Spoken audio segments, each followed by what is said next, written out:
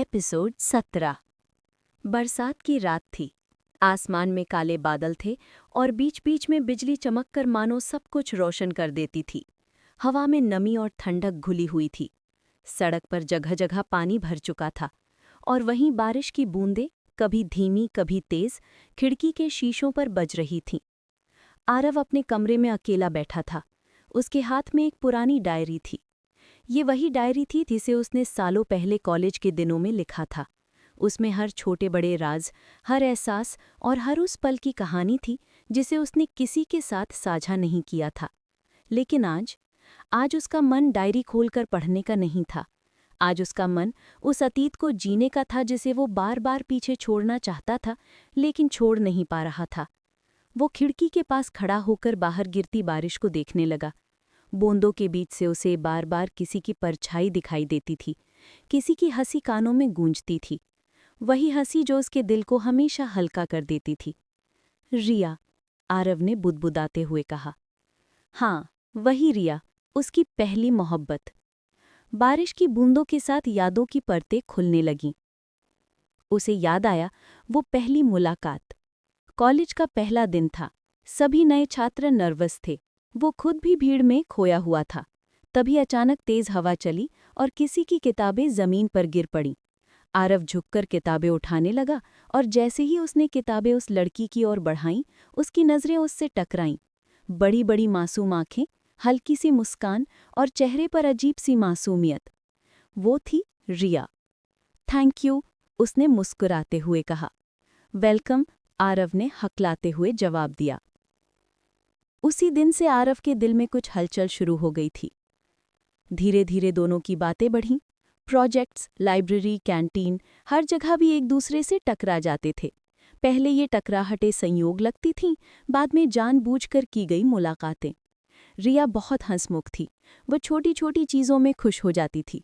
कभी बारिश में भीगना, कभी आइसक्रीम खाना, कभी दोस्तों के साथ बेवजह हंसना। आरव जो हमेशा चुप और गंभीर रहता था, उसकी दुनिया में हंसी की लहरें आने लगीं। तुम इतनी छोटी छोटी चीज़ों में क्यों खुश हो जाती हो? क्योंकि जिंदगी बहुत छोटी है आरव, हमें हर पल को जीना चाहिए। उसकी ये बात आरव के दिल में हमेशा के लिए बस गई थी। वक्त बीता और दोस्ती मोहब्बत में बदलने लगी। आरव को एहसास हुआ कि वो रिया के बिना खुद की कल्पना भी नहीं कर सकता। वो उसकी आदत बन चुकी थी। एक दिन हिम्मत जुटाकर उसने रिया को कैंटीन में बुलाया। बारिश का मौसम था और बाहर हल्की बूंदाबांदी हो रही थी। रिया, मुझे तुमसे कुछ कहना है, आरव ने धीमी आवाज में कहा। हाँ, कहूँ ना, रिया मुस्कुराई। मैं तुम्हें पसंद करता हूँ। शायद सिर्फ पसंद नहीं, मैं तुमसे प्यार करता हूँ। रिया कुछ पल चुप रही। फिर उसने उसकी ओर देखा और कहा, तुम्हें पता है, मैं कब से ये सुनना चाहती थी। आरव की आंखें चमक उठीं। उसने रिया का हाथ पकड़ लिया। उस पल ऐसा लगा जैसे पूरी दुनिया थम गई हो। लेकिन कहानी इतनी आसान कहाँ थी। रिया के घर वालों को उनकी दोस्ती तक पसंद नहीं थी। उनका मानना था कि रिया को सिर्फ पढ़ाई पर ध्यान देना चाहिए और रिश्तों में पड़ना उसके भविष्य को खराब कर देगा। आरव ने रिया को समझाने की कोशिश की कि वे धीरे धीरे सबको मना लेंगे, लेकिन हालात बिगड़ते ही चले गए। एक रात जब आरव रिया से मिलने उसके घर के पास पहुंचा, तो उसने देखा कि रिया की आंखें लाल थीं। वो बहुत रोई थी। रिया, क्या हुआ? आरव, पापा ने साफ कह दिया है कि अगर मैंने तुम्हारे साथ रिश्ता रखा तो वो मुझसे सारे रिश्ते तोड़ देंगे। आरव का दिल टूट गया। तो तुम क्या चाहती हो? मैं तुम्हें खोना नहीं चाहती, लेकिन मैं अपने परिवार को भी छोड़ नहीं सकती। ये सुनकर आरव चुप हो गया। उसकी चुप्पी में वो दर्द था जिसे शब्दों में बयान करना मुश्किल था। कुछ हफ्तों तक दोनों ने लड़ाई की, झगड़े किए, रोए धोए, लेकिन आखिरकार हालातों के आगे झुकना पड़ा। एक दिन रिया ने आरव को मिलने बुलाया। वो जगह वही कैंटीन थी जहां उन्होंने पहली बार मोहब्बत का इजहार किया था। आरव, मुझे लगता है हमें अब ये रिश्ता खत्म कर देना चाहिए। क्या तुम ये सच में कह रही हो? रिया की आंखें लाल हो गईं। हाँ, क्योंकि अगर मैंने तुम्हें चुना तो मैं अपना परिवार खो दूंगी, और अगर मैंने परिवार चुना तो मैं तुम्हें खो दूंगी। आरव की आंखें नम हो गईं। उसने कोई बहस नहीं की, सिर्फ चुपचाप उठकर चला गया। उस दिन से आरव और रिया की राहें हमेशा के लिए अलग हो गईं। अब सालों बाद आरव उसी बारिश में खिड़की पर खड़ा था। बाहर वही बूंदें गिर रही थी जो कभी रिया के साथ उसे बहुत प्यारी लगती थीं, लेकिन अब वही बूंदें उसके दिल को चीर रही थीं। उसकी डायरी के पन्नों पर रिया का नाम बार बार लिखा था, जैसे वो अपने जख्मों को शब्दों में ढालता रहा हो। क्या मैं सच में गलत था? क्या मैंने उसे मजबूर किया? आरव ने खुद से सवाल किया। लेकिन फिर उसके दिल ने जवाब दिया, नहीं, तुमने तो बस प्यार किया था, गुनाह हालातों ने किया।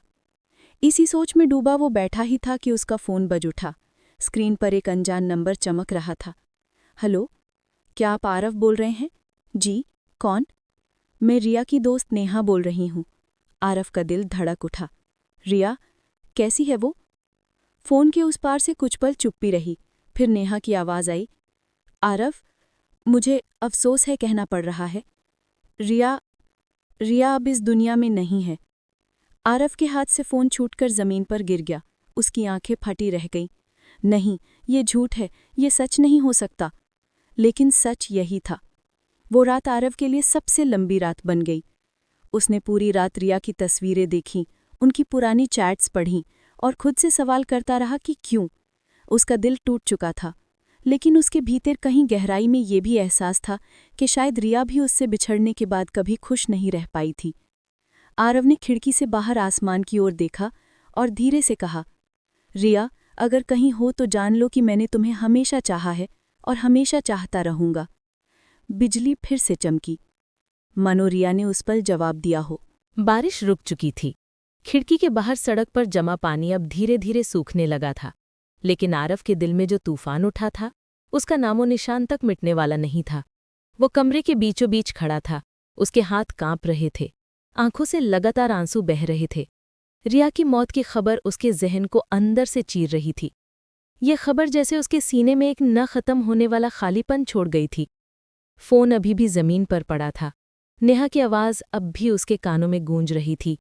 रिया अब इस दुनिया में नहीं है। आरव बार बार वही शब्द दोहरा रहा था। नहीं, ये सच नहीं हो सकता। रिया मुझे छोड़कर कभी नहीं जा सकती। उसने वादा किया था कि चाहे हालात जैसे भी हों, वो मुझे याद रखेगी। तो फिर ये सब कैसे हो गया? अचानक उसका ध्यान फ़ोन पर आया। उसने फ़ोन उठाया और नेहा को दोबारा कॉल की। नेहा, प्लीज़ सच सच बताओ, क्या हुआ था? नेहा की आवाज़ भारी थी। आरव, रिया पिछले कुछ महीनों से बहुत बीमार थी। उसे दिल की तकलीफ थी, लेकिन उसने कभी तुम्हें बताया नहीं।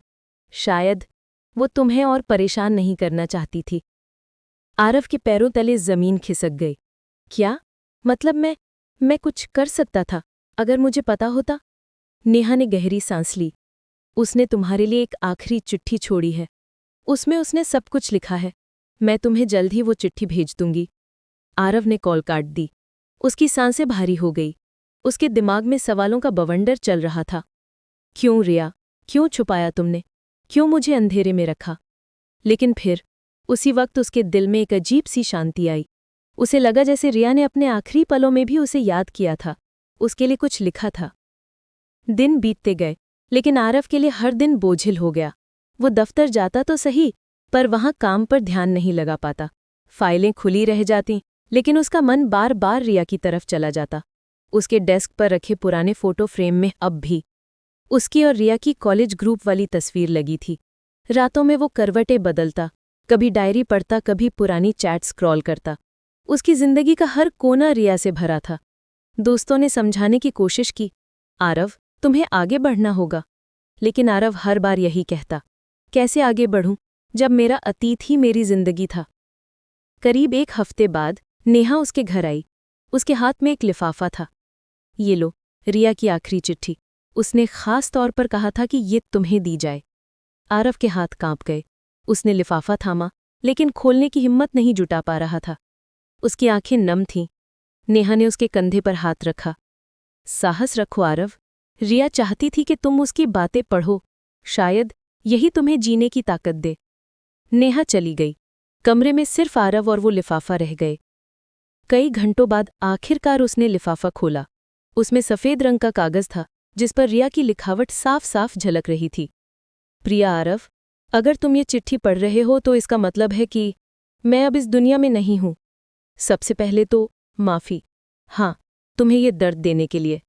शायद तुम्हें लगे कि मैंने धोखा दिया, लेकिन सच ये है कि मैं तुम्हें कभी छोड़कर जाना ही नहीं चाहती थी। आरव की आंखों से आंसू टपकने लगे। उसने कांपते हाथों से चिट्ठी पढ़ना जारी रखा। मुझे पता चला था कि मेरे दिल की बीमारी बहुत गंभीर है। डॉक्टर ने साफ कहा था कि मेरे पास ज्यादा वक्त नहीं है। मैं चाहती तो तुम्हें बता सकती थी, लेकिन तब तुम अपना सब कुछ छोड़कर मेरे पीछे लग जाते, और मैं तुम्हें यूं बर्बाद नहीं करना चाहती थी। मैं चाहती थी कि तुम अपनी जिंदगी पूरी तरह जी सको। आरव, मैं तुमसे सिर्फ इतना चाहती हूं कि तुम मुझे याद करके रो मत। मैं चाहती हूं कि तुम खुश रहो। हाँ, मैं मानती हूं कि हमारी मोहब्बत अधूरी रह गई, लेकिन क्या अधूरी मोहब्बत कम खूबसूरत होती है? नहीं ना, हमारी मोहब्बत हमेशा जिंदा रहेगी, क्योंकि वो दिल से थी, और दिल कभी झूठ नहीं बोलते। अगर कभी तुम्हें मेरी कमी महसूस हो तो आसमान की तरफ देख लेना। हर तारे में तुम्हें मेरा चेहरा दिखेगा, हर बारिश की बूंद में मेरी हंसी सुनाई देगी, और हर हवा के झोंके में तुम्हें मेरा स्पर्श महसूस होगा। मैं हमेशा तुम्हारे साथ रहूंगी। तुम्हारी रिया। चिट्ठी पढ़कर आरव फूट फूट कर रो पड़ा। उसके गले से कोई आवाज नहीं निकल रही थी। ऐसा लग रहा था जैसे उसकी सांसें भी भारी हो गई हों। वो जमीन पर बैठ गया और चिट्ठी को सीने से लगाकर बुदबुदाया, रिया, तुम क्यों चली गई? तुमने मुझे क्यों अकेला छोड़ दिया? लेकिन उसी वक्त खिड़की से एक ठंडी हवा का झोंका आया। पर्दे हल्के से हिले और लगा जैसे रिया ने उसके गालों से आंसू पोंछ दिए हों। आरव ने आंखें बंद कर लीं। उसके कानों में रिया की हंसी गूंजी। उसके दिल ने फुसफुसाया, मैं यहीं हूं आरव, हमेशा। उस रात के बाद आरव की जिंदगी में कुछ बदलने लगा। वो अब भी टूटा हुआ था, लेकिन रिया की चिट्ठी ने उसे एक नई ताकत दी थी। वो रोज डायरी में लिखने लगा, रिया से बातें करता, अपनी तकलीफें साझा करता, लेकिन हर पन्ने के आखिर में यही लिखता, रिया, मैं तुम्हारे लिए मुस्कुराने की कोशिश कर रहा हूं। धीरे धीरे उसने अपने काम में ध्यान देना शुरू किया। उसने रिया के नाम से एक छोटी सी चैरिटी शुरू की, रिया स्माइल फाउंडेशन। उसका मकसद था गरीब बच्चों को पढ़ाई में मदद करना, क्योंकि रिया हमेशा चाहती थी कि हर बच्चे को पढ़ाई का हक मिले। जब भी वो बच्चों की मुस्कान देखता, उसे लगता जैसे रिया सच में उसके पास खड़ी है और कह रही है, देखो आरव, तुमने सही किया। आरव जानता था कि उसकी मोहब्बत अधूरी रह गई है, लेकिन उस अधूरेपन में ही उसे एक नई खूबसूरती दिखने लगी। वो समझ चुका था कि रिया शायद इस दुनिया से चली गई, लेकिन उसकी यादें, उसकी बातें और उसका प्यार हमेशा उसके साथ रहेगा। कभी रात को तारों को देखकर वो मुस्कुराता, कभी बारिश की बूंदों में भीगकर हंस देता, और हर बार उसे लगता जैसे रिया सच में उसके साथ है। उसकी आंखों में आंसू अब भी थे, लेकिन उनमें चमक भी थी, क्योंकि वो जानता था, मोहब्बत खत्म नहीं होती। चाहे इंसान चला जाए, मोहब्बत हमेशा जिंदा रहती है। रिया की मौत और उसकी आखिरी चिट्ठी पढ़ने के बाद आरव की दुनिया जैसे पूरी तरह बदल गई थी। पहले उसके अंदर सिर्फ खालीपन था, लेकिन अब उस खालीपन में रिया की यादों की गूंज थी। वो अब भी टूटा हुआ था, लेकिन टूटे हुए कांच की तरह बिखरा नहीं था। रिया की लिखी पंक्तियां उसके दिल में एक उम्मीद की तरह धड़क रही थीं।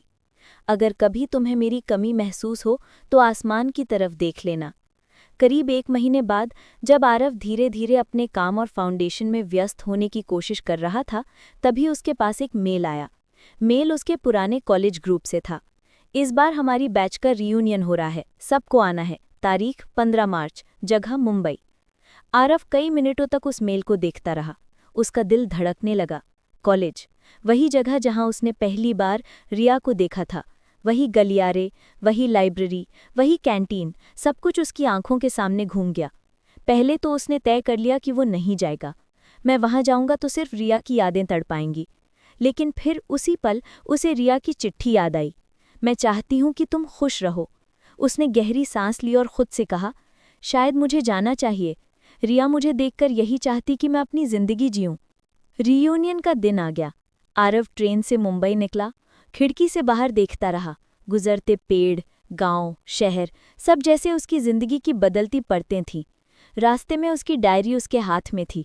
उसने रिया से जैसे बातें की, रिया, मैं फिर से उस जगह जा रहा हूं जहां हमारी कहानी शुरू हुई थी। तुम नहीं हो, लेकिन तुम्हारी हर याद मेरे साथ है। कॉलेज के हॉल में रोशनी और सजावट थी। पुराने दोस्तों की हंसी, शोर शराबा, गले मिलना, सब देखकर माहौल जीवंत लग रहा था। लेकिन आरव के दिल में अब भी एक कसक थी। जैसे ही उसने कॉलेज के गेट में कदम रखा, उसकी आंखें भर आईं। उसने देखा वही पुराना पीपल का पेड़ जहां रिया अक्सर दोस्तों के साथ बैठा करती थी। दोस्तों ने उसे देखा और गले लगा लिया। अरे आरव, तू आ गया, हमें लगा तू नहीं आएगा। आरव ने मुस्कुराने की कोशिश की। सोचा क्यों ना पुरानी यादों से मुलाकात कर ली जाए। रीयूनियन में ढेर सारे चेहरे थे। अचानक उसकी नज़र एक नए चेहरे पर पड़ी। वो एक लड़की थी जिसके लंबे खुले बाल थे और आंखों में एक सुकून भरी चमक थी। वो बाकी सबके साथ ज्यादा घुलमिल नहीं रही थी, लेकिन उसकी मुस्कान में कुछ ऐसा था जो सीधे दिल को छू गया। दोस्तों ने आरव का उससे परिचय कराया। ये अनिका है, हमारी बैच की जूनियर, अब एक पब्लिशिंग हाउस में काम करती है। अनिका ने मुस्कुराकर हाथ बढ़ाया। हाय आरव, मैंने आपके बारे में बहुत सुना है, खासकर आपके फाउंडेशन के बारे में। आरव ने हाथ मिलाया। धन्यवाद, बस कोशिश है कुछ अच्छा करने की। रीयूनियन का शोर शराबा जारी रहा, लेकिन आरव और अनिका की बातें गहरी होती गईं। अनिका ने कहा, आपकी आंखों में एक अजीब सी गहराई है, जैसे बहुत कुछ छुपा रखा हो। आरव ने हल्की हंसी में जवाब दिया, शायद हर किसी की आंखों में कुछ कहानियां होती हैं जिन्हें शब्दों में कहना आसान नहीं होता। अनिका ने सिर हिलाया। सही कहा, लेकिन कहानियां चाहे अधूरी हों, उनका असर हमेशा रहता है।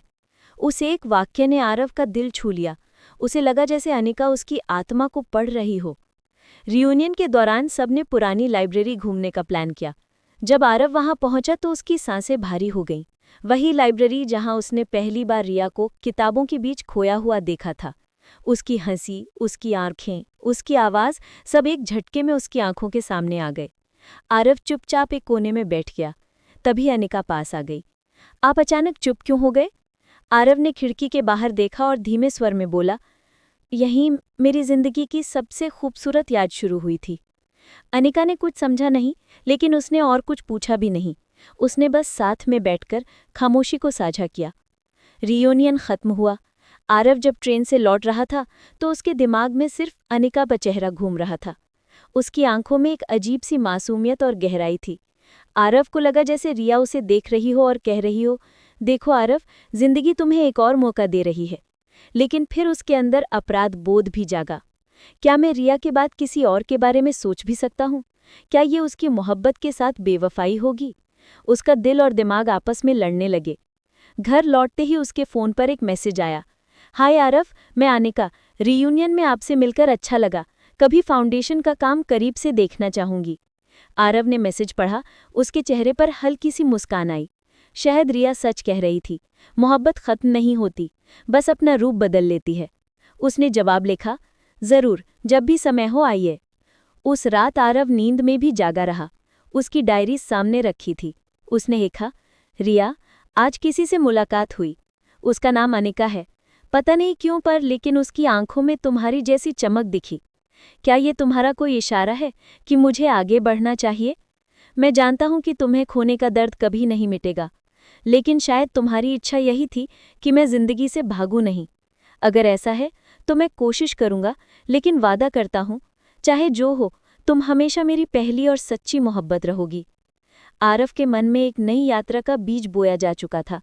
वो जानता था कि रिया की यादें कभी नहीं मिटेंगी, लेकिन शायद जिंदगी उसे धीरे धीरे आगे बढ़ने का रास्ता दिखा रही थी। अनिका उस रास्ते का एक नया मोड़ हो सकती थी, या शायद सिर्फ एक साथी जो उसकी तकलीफ को समझ सके। लेकिन इतना तय था, आरव की कहानी अभी खत्म नहीं हुई थी। बाहर हवाएं अजीब सी गूंज पैदा कर रही थीं, जैसे आधी रात का सन्नाटा भी उनसे डरकर दबा हो। हवेली के लंबे सुनसान गलियारों में पीली सी लाइट टिमटिमा रही थी।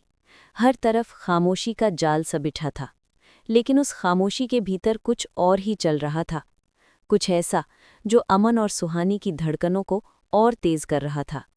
अमन खिड़की के पास खड़ा था, बाहर अंधेरे में झांकते हुए। उसके चेहरे पर वही बेचैनियां तैर रही थीं जो पिछले कुछ दिनों से उसकी जिंदगी का हिस्सा बन चुकी थीं। सुहानी पास आकर धीमी आवाज में बोली, तुम्हें भी वही महसूस हो रहा है ना जो मुझे हो रहा है? अमन ने उसकी ओर देखा। उसकी आंखों में डर और उम्मीद दोनों की झलक थी। हाँ सुहानी, कुछ तो है। ये हवेली सिर्फ दीवारों का ढेर नहीं है, इसके अंदर ऐसी बातें छुपी हैं जिनके बारे में शायद हमें पता ही नहीं था। सुहानी ने गहरी सांस ली। तो फिर हमें सच का पता लगाना होगा, चाहे जितना भी डर लगे। अमन ने सिर हिलाया। ठीक है, आज रात हम सब कुछ जानने की कोशिश करेंगे, चाहे अंजाम जो भी हो। दोनों ने अपने कमरे से बाहर कदम रखा। हवेली के लंबे गलियारों में अजीब सी ठंडक थी, जैसे कोई अदृश्य परछाई उनके साथ साथ चल रही हो। दीवारों पर पुराने पेंटिंग्स टंगे थे, राजा रानी और उनके परिवार की, लेकिन उन चेहरों में कुछ ऐसा था जो दिल को बेचैन कर देता था। सुहानी ने एक पेंटिंग के सामने रुकते हुए कहा, देखो अमन, ये वही राजा है ना जिसके बारे में दादी ने बताया था? वही जिसने अपनी रियासत को बचाने के लिए अपनी ही बेटी की बलि दी थी। अमन ने पेंटिंग को ध्यान से देखा। राजा की आंखों में कठोरता और रहस्य दोनों झलक रहे थे। हाँ, और शायद ये हवेली उसी कहानी का हिस्सा है, वही कहानी जो अब भी हमें अपने अंदर खींच रही है। सुहानी की आंखें भर आईं।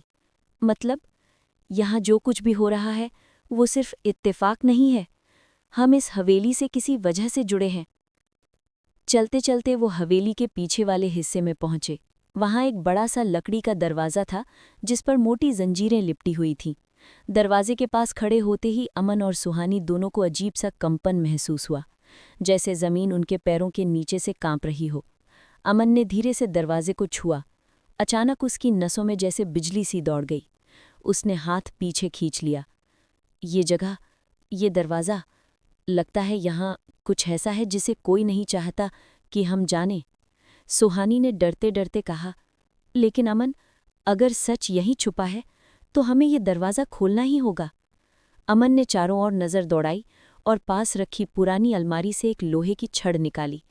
उसने धीरे धीरे जंजीर को तोड़ने की कोशिश शुरू की। हर बार छड़ के टकराने की आवाज़ हवेली में गूंज उठती, जैसे कोई उन्हें चेतावनी दे रहा हो। आखिरकार जंजीर टूटी, दरवाज़ा चरमराता हुआ खुला। दरवाजे के पीछे सीढ़ियां थीं जो नीचे किसी तहखाने की ओर जा रही थीं। वहां से ठंडी हवा का झोंका आया जिसमें नमी और सड़न की गंध मिली हुई थी। अमन ने सुहानी का हाथ थामा। तुम्हें डर लग रहा है? सुहानी ने हल्की मुस्कान के साथ कहा, डर तो लग रहा है, लेकिन तुम्हारे साथ हूं तो हिम्मत भी है। दोनों नीचे उतरने लगे। हर कदम के साथ अंधेरा और गहराता जा रहा था। दीवारों पर मशालों के निशान थे, जैसे कभी यहाँ रोशनी हुआ करती हो। नीचे पहुंचते ही उनके सामने एक बड़ा सा हॉल था जिसके बीचों बीच पत्थर की वेदी रखी हुई थी। वेदी पर खून के धब्बे थे, पुराने लेकिन अब भी साफ दिखने वाले। सुहानी का दिल जोर से धड़क उठा। यही वो जगह है जहाँ बलि दी गई होगी। अमन ने गंभीर नज़रों से चारों ओर देखा। और शायद यही वो जगह है जहाँ से ये हवेली अपने रहस्यों को जिंदा रखे हुए है। वेदी के पास एक लकड़ी का संदूक रखा था। अमन ने उसे खोला। अंदर एक मोटा सा ग्रंथ था जिसकी जिल्द चमड़े की बनी थी। उस पर अजीब सी आकृतियां उकेरी हुई थी। अमन ने ग्रंथ खोला तो उसकी आंखें चौड़ी हो गईं। सुहानी, ये देखो, इसमें उसी राजा की कहानी लिखी है और यहाँ लिखा है कि जिसने भी इस हवेली की दहलीज पर कदम रखा उसका जीवन उस अधूरी आत्मा से जुड़ जाता है जब तक वो आत्मा मुक्त ना हो जाए। सुहानी की सांसें अटक गई। मतलब, हम भी अब उसी श्राप का हिस्सा बन चुके हैं? अमन ने उसकी ओर देखा। हाँ, और शायद यही वजह है कि हमें बार बार अजीब चीज़ें दिख रही हैं। वही आत्मा हमसे मदद मांग रही है। अचानक हवा का झोंका चला और ग्रंथ के पन्ने खुद ब खुद पलटने लगे। कमरे में धीमी धीमी आवाज़ गूंज उठी, जैसे कोई रो रहा हो। सुहानी डर के मारे अमन से लिपट गई। ये क्या है अमन? अमन ने उसका हाथ कसकर पकड़ लिया। ये वही आत्मा है सुहानी, शायद वो हमसे कुछ कहना चाहती है। आवाज़ धीरे धीरे साफ होने लगी। अब उसमें शब्द बनने लगे थे। मुक्त करो, मुक्त करो। सुहानी की आंखों में आंसू भर आए। वो हमें सच बता रही है अमन, मुक्ति चाहिए उसे, और जब तक हम उसे मुक्ति नहीं देंगे ये हवेली हमें कभी चैन से नहीं जीने देगी। इसी बीच अचानक पीछे से भारी सी आवाज़ आई, जैसे कोई दरवाज़ा जोर से बंद हुआ हो। दोनों ने मुड़कर देखा तो सीढ़ियों पर काली परछाई खड़ी थी। उसकी आंखें अंगारों की तरह चमक रही थीं। सुहानी की चीख निकल गई, अमन! अमन ने हिम्मत जुटाते हुए सुहानी को पीछे किया और परछाई के सामने खड़ा हो गया। तुम कौन हो? हमारे पीछे क्यों पड़े हो? परछाई ने भयानक हंसी छोड़ी। मैं इस हवेली का रक्षक हूँ, कोई भी यहाँ से जिंदा बाहर नहीं जाता। तुम दोनों ने वो देख लिया है जो तुम्हें नहीं देखना चाहिए था। अमन ने दृढ़ स्वर में कहा, अगर सच देखना गुनाह है तो हाँ, हमने गुनाह किया है, लेकिन अब हम पीछे नहीं हटेंगे। परछाई गुस्से में गरजी और हवेली की दीवारें कांप उठी। अमन और परछाई के बीच लड़ाई होने ही वाली थी कि अचानक सुहानी आगे बढ़ी। उसने ग्रंथ उठाया और जोर से चिल्लाई, अगर इस हवेली पर श्राप है तो इसे तोड़ना भी मुमकिन है, और हम वही करेंगे। उसने ग्रंथ को वेदी पर रखा और उसमें लिखे मंत्रों को पढ़ने लगी। उसकी आवाज़ कांप रही थी, लेकिन हर शब्द के साथ कमरे में रोशनी बढ़ने लगी। परछाई दर्द से चिल्लाई, नहीं, ये मत करो, ये श्राप कभी नहीं टूट सकता। लेकिन सुहानी रुकने वाली नहीं थी। अमन ने भी उसका साथ दिया। दोनों ने मिलकर मंत्र पढ़े। अचानक वेदी से तेज रोशनी निकली और पूरा तहखाना चमक उठा। परछाई जोर से चीखी और धीरे धीरे धुएं में बदलने लगी। उसकी चीखें कानों को चीर रही थीं, लेकिन कुछ ही पलों बाद वो पूरी तरह गायब हो गई। कमरे में शांति छा गई। अमन और सुहानी दोनों हांफते हुए जमीन पर बैठ गए। सुहानी ने थकी लेकिन संतुष्ट आवाज में कहा, अमन, हमने कर दिखाया। श्राप टूट गया। अमन ने उसके चेहरे को थामते हुए मुस्कुलाकर कहा, हाँ सुहानी, अब ये हवेली और हम दोनों आज़ाद हैं। हवेली के तहखाने में वो पल किसी चमत्कार से कम नहीं था।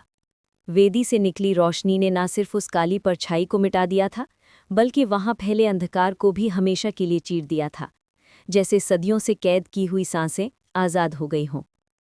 अमन और सुहानी दोनों जमीन पर थके हारे बैठे थे। उनकी सांसें तेज चल रही थीं, लेकिन दिल में एक अनोखी हल्कापन था।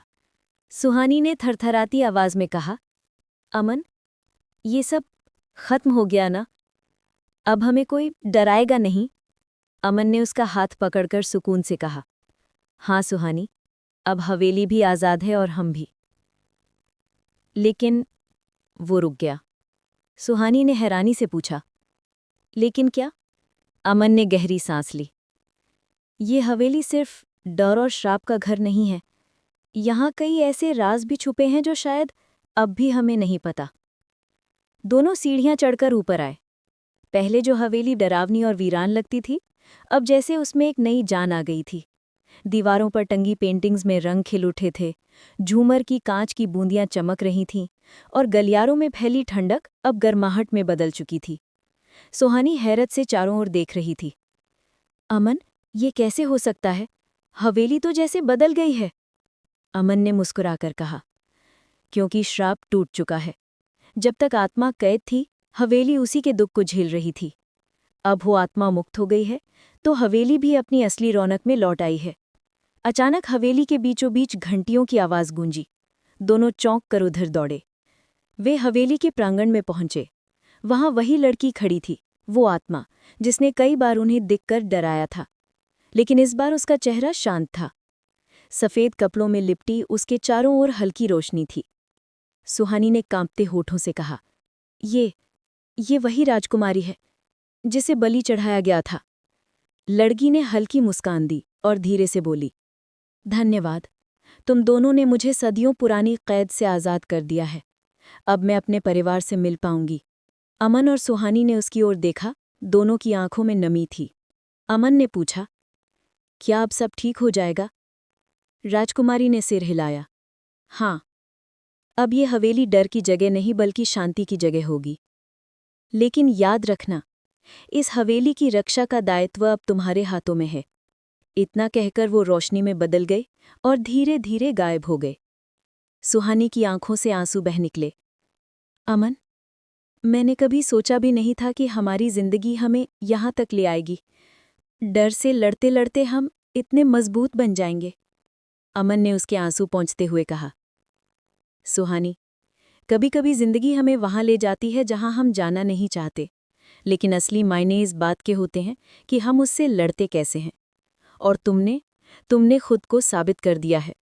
सुहानी हल्का सा मुस्कुराई। नहीं अमन, अगर तुम साथ ना होते तो शायद मैं ये सब कभी नहीं कर पाती। अमन ने गहरी नज़र से उसे देखा।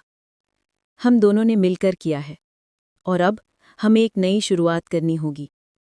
अगले दिन हवेली का नज़ारा बिल्कुल बदल गया। धूप खिड़कियों से अंदर आ रही थी, फूलों की खुशबू हवाओं में घुली थी, और हर कोने से सुकून की लहरें महसूस हो रही थी। गांव के लोग जो सालों से इस हवेली के पास आने से डरते थे, अब धीरे धीरे उसके करीब आने लगे। उन्होंने देखा कि हवेली अब डरावनी नहीं रही। बच्चे बाहर खेल रहे थे और बुजुर्ग लोग हवेली की सीढ़ियों पर बैठकर बातें कर रहे थे। सुहानी ने खिड़की से ये सब देखा और भावुक हो गई। देखो अमन, ये लोग अब कितने खुश हैं। लगता है जैसे हवेली की जान लौट आई हो। अमन ने उसके कंधे पर हाथ रखकर कहा, क्योंकि अब हवेली उनका घर बन सकती है, डर का नहीं। और ये सब तुम्हारी वजह से हुआ है। रात को हवेली की छत पर दोनों बैठे थे। आसमान में चांद पूरा था और तारे झिलमिला रहे थे। हवा में ठंडक थी, लेकिन दिलों में गर्माहट। सुहानी ने धीरे से कहा, अमन, अगर हम इस सफ़र से गुजरे ही ना होते तो शायद हमें कभी ये एहसास ही ना होता कि असल में साथ होना क्या होता है। अमन ने उसकी ओर देखा। सही कह रही हो। डर, दर्द, रहस्य सब हमें तोड़ सकते थे, लेकिन हम टूटे नहीं बल्कि और मजबूत हो गए। सुहानी ने हिचकिचाते हुए कहा, अमन, क्या तुमने कभी सोचा है कि हम दोनों की कहानी भी कहीं हवेली की कहानी जैसी तो नहीं? डरावनी नहीं, लेकिन अधूरी। अमन ने उसकी हथेली थाम ली। नहीं सुहानी, हमारी कहानी अब अधूरी नहीं है। अब हम इसे साथ मिलकर पूरा करेंगे, हमेशा। सुहानी की आंखें चमक उठीं।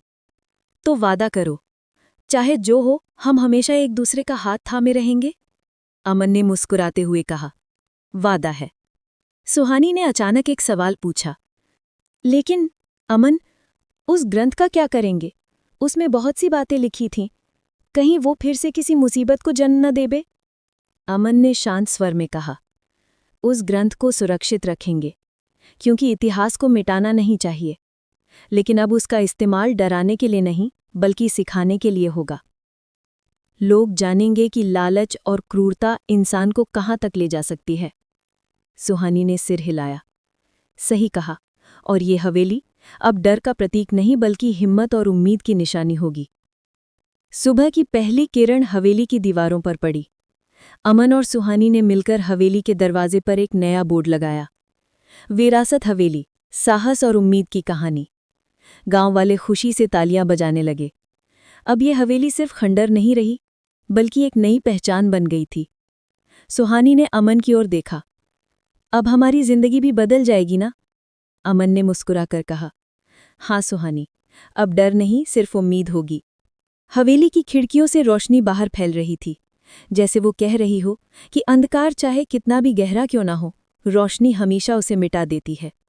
और अमन और सुहानी की जिंदगी भी अब उस रोशनी से भर चुकी थी।